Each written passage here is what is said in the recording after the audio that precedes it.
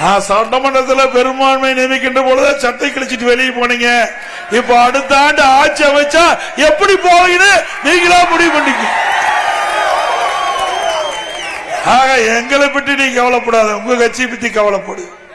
எப்பவே திருமாவளவன் என்ன சொல்றாரு, கூட்டணி ஆட்சி வேணும், ஆனா வெளியில இப்ப வராதுங்கிறார்.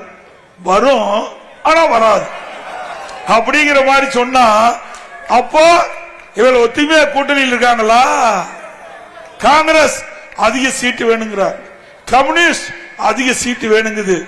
ஆக கூட்டணியில் ஒரு குழப்பம் ஆரம்பிச்சிட்டது. மக்கள் செல்வாக்கு திமுக இழக்கின்ற போது அதையெல்லாம் வேடிக்கை பார்க்கிறாங்க கூட்டணி கட்சி தலைவர்கள். ஆகவே வருகின்ற சட்டமன்ற தேர்தலில் திமுக தலைமையில் அமைக்கப்படுகின்ற கூட்டணி கட்சி எல்லாம் கடுமையான நெருக்கடி கொடுக்க போறாங்க. அதுல பல கட்சி வெளியே வந்தாலும் வரும். அதனாலதான் இப்போ திமுக துணை பொதுச் செயலாளர் திரு சிவா அவர்கள், மாநிலவை உறுப்பினர், இன்னைக்கு மரியாதைக்குரிய போட்டதற்குரிய கர்மவீர் காமராஜ் அவர்களை பற்றி அவதூறா பேச ஆரம்பிச்சிருக்கிறீங்க.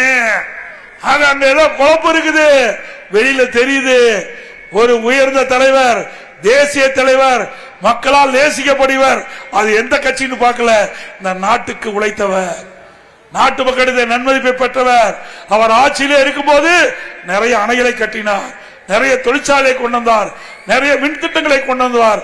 இன்றைக்கு தமிழகம் ஏற்றம் பெறுவதற்கு அவரும் ஒரு காரணம் என்பதை நாம் அத்தனை பேரும் புரியும் தெரியும். ஆனால் வேண்டும் என்று திட்டமிட்டு திராவிட முன்னேற்ற கழகத்தைச் சேர்ந்த மாநிலங்களவை குழு உறுப்பினர், சாதாரண ஆள் இல்ல, மிக தெளிவா பேசக்கூடியவர் நாடாளுமன்றத்தில், அப்படிப்பட்டவர் திமுக துணை பொதுச் செயலாளர் இருந்துகிட்டு இப்படிப்பட்ட கருத்தை சொன்னா இதுல யாராவது வில்லங்க இருக்குதுல்ல?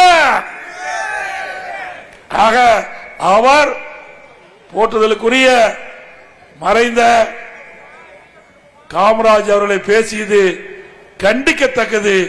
இது வன்மையாக கண்டிக்கிறோம். ஒரு இயற்கை எய்திய ஒருவரை பற்றி பேசுவது ஆபத்தானது மட்டுமல்ல, ஒரு மனசாட்சி இல்ல மனிதர் தான் இப்படிப்பட்ட கருத்தை குறிப்பிடுவார். ஆகவே நாம் எண்ணி பார்க்க வேண்டும். இப்படிப்பட்ட கட்சியை சேர்ந்தவர்கள் எல்லாம் ஆட்சிக்கு வந்தா நாடு என்னாவும் குட்டிச்சராதான போவோம். பிளே ஸ்டோர் மற்றும் ஆப் ஸ்டோரில் இருந்து பாலிமர் செயலியை QR கோடு மூலம் பதிவிறக்கம் செய்யுங்கள். செய்திகளை உடனுக்குடன் பெறுங்கள்.